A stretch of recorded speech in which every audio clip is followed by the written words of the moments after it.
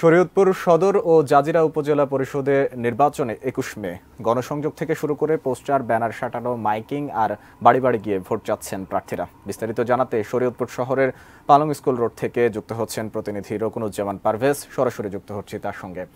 পারভেজ, এর আগে শরীয়তপুর থেকে কুড়িগ্রাম থেকে যেমনটা জানাচ্ছিলেন, ইউসুফ আলমগীর নির্বাচনী প্রচারণার মোটামুটি বেশ ভালোই জম্পেশ আয়োজন হচ্ছে। শরীয়তপুরের কেমন চিত্র দেখতে পাচ্ছেন আপনি? মাহমুদ, যেমনটা বলেছিলেন যে হ্যাঁ, এর আগে শরীয়তপুর শান্তিপূর্ণভাবে ভোট নির্বাচিত অনুষ্ঠিত হয়েছে এবং এটা দ্বিতীয় ধাপের যে নির্বাচন অনুষ্ঠিত হতে যাচ্ছে।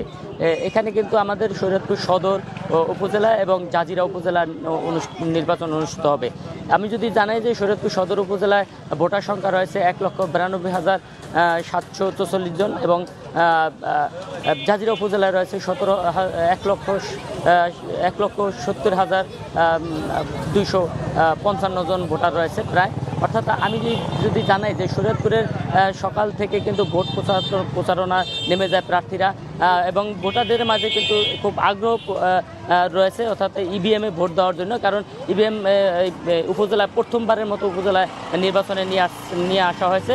আর আমি যদি জানাই যে আসলে প্রার্থীদের অভিযোগও রয়েছে, একে অপরের অভিযোগ রয়েছে। এমপির সমর্থক যিনি রয়েছেন তার বিরুদ্ধে অভিযোগ রয়েছেন, তিনি হুমকি ধামকি দিচ্ছেন এবং তাদেরকে ভোট প্রার্থনা করতে দিচ্ছেন না, এরকম অভিযোগ রয়েছে।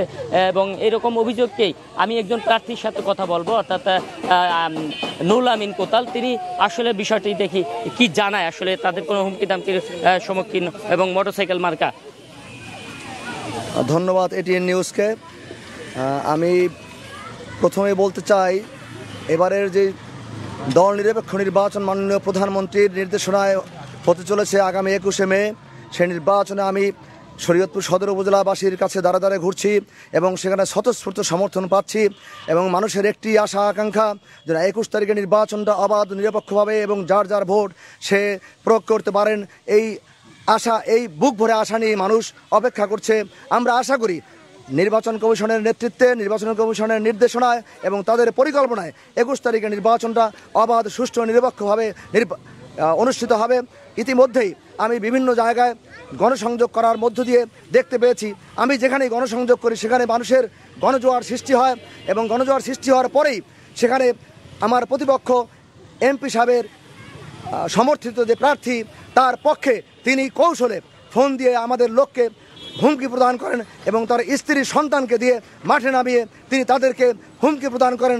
আমি অবিলম্বে এমপি সাহেবকে শরীয়তপুর সদর থেকে প্রত্যাহার করার জন্য অনুরোধ জানাবো নির্বাচন কমিশনকে এবং আমি সবাইকে মোটরসাইকেল মার্কায় ভোট দেওয়ার আহ্বান জানাচ্ছি। ধন্যবাদ সবাইকে। ধন্যবাদ। যেমনটা মাহমুদ তিনি জানিয়েছেন যে তিনি তাকে হুমকি দামকি প্রদান করছেন, এমনটাই আমরা আসলে জানতে পারছি শরীয়তপুরের একজন প্রার্থীর কাছ থেকে।